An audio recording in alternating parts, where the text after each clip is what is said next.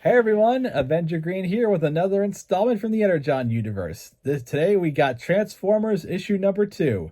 And as you can see, we got a pretty bombastic cover, which is actually indicative of something that happens in the book. So, the issue wastes no time endearing the readers to this new version of Optimus Prime, because he starts off the issue just enjoying nature, just amazed at how Earth looks, but only realizes too late that he accidentally crushed a deer under his big foot. And the big guy just feels really bad about it. And it really is kudos to Daniel Warren Johnson for being able to convey that just through the art and just with very few words, because Optimus isn't, well, his face isn't really that expressive. We then get like a cute little scene where he starts talking with Spike, and we learn that that Transformers don't really have the concept of mother and father, but they do know about family and stuff like that. And we get our first glimpse at what the Cybertronian War was like in this continuity. It was kind of similar to what other G1 stories. It started as a battle for resources, the Decepticons being the aggressors. There's this conflict, and we get our first view of Megatron, which, yeah, it's still kind of a big mystery on where Megatron is right now, why he's not leading the Decepticons, why Starscream is doing that. But what really matters is that, like I theorized in the first issue, Spike and Optimus do kind of bond over the loss of family, which in this case, Optimus is still, of course, sad about Bumblebee's death in the previous issue.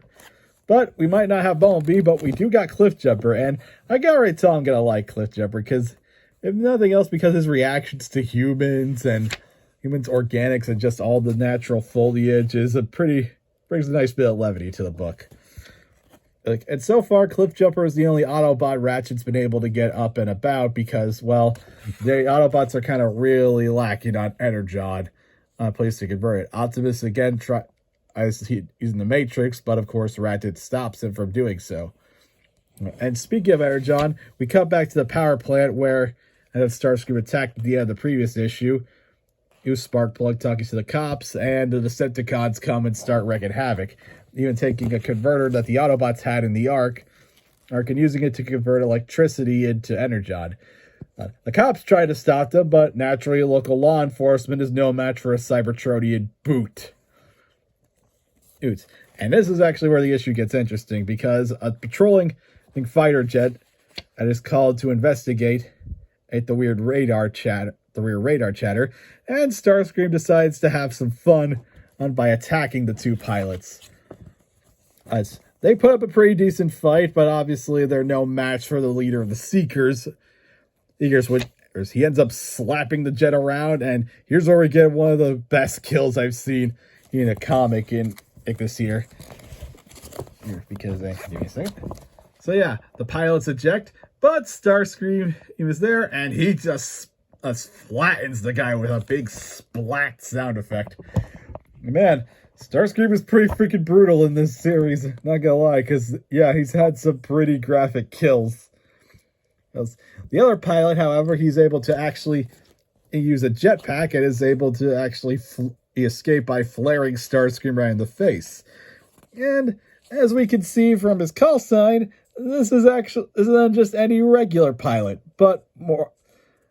Yep, this is Duke from G.I. Joe, which is obviously going to, and obviously is setting up the Duke miniseries that's going to premiere in December.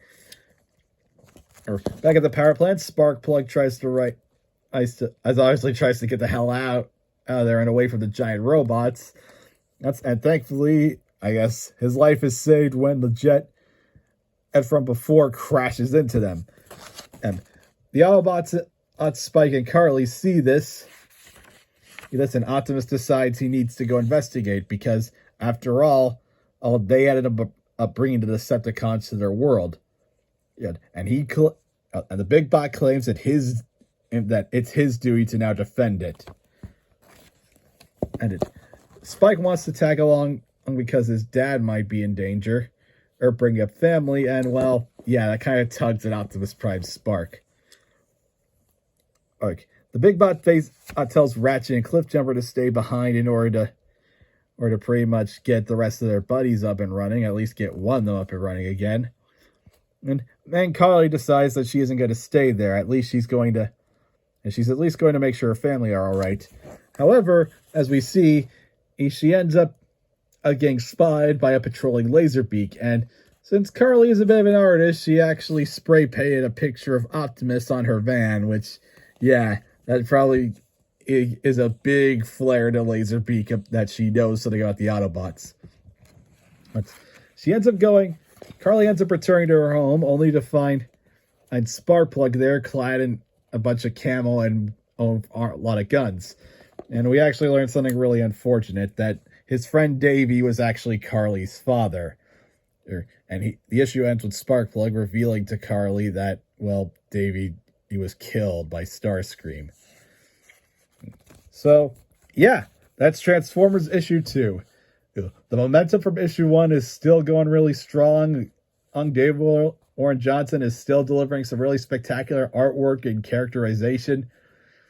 And with this new take on the robots in disguise, Mike Spursier's coloring is really good. And yeah, it's setting up the G.I. Joe side of things with that quick Duke cameo. And hell, we even get at a brief preview of Duke issue 1 at the after the letters page of this issue. You can definitely look forward to that review in December. So yeah, if you like Transformers issue 1 from last month, then this is more of the same. And this is still that same quality. And again, if you're a Transformers fan, you really have no excuse not to be reading this comic. Go pick it up right now. And if you like this video, please be sure to give it a thumbs up, subscribe to the channel, and hit that notification bell so you always know when I upload a new video. Until next time, have a great day.